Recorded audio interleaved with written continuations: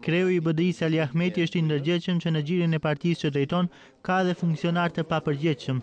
Një deklaratë e tillë për herë të parë nga Ahmeti fokusonte madje se disa nga funksionarët e partisë e keqpërdorin pozitën e tyre.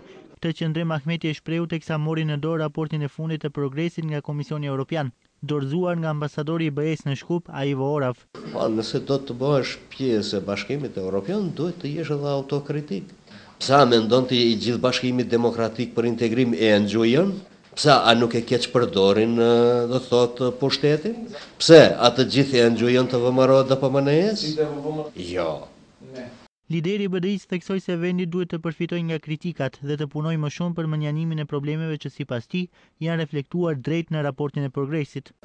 Të mos interpretojmë, por të i implementojmë ato orientime që dalin prej institucioneve të më të larta të Bruksellit.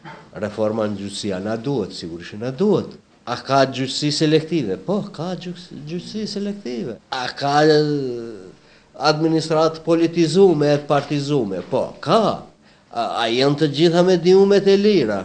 Ahmeti u shpreh dëshpëruar edhe me opozitën që vazhdon bojkotin në parlament, duke komentuar kritikat e deputetëve të VMRO dhe PMNE-s ndaj Bashkimit Evropian dhe qëndrimeve të tyre se për Maqedoninë mund të jetë opsion edhe Rusia.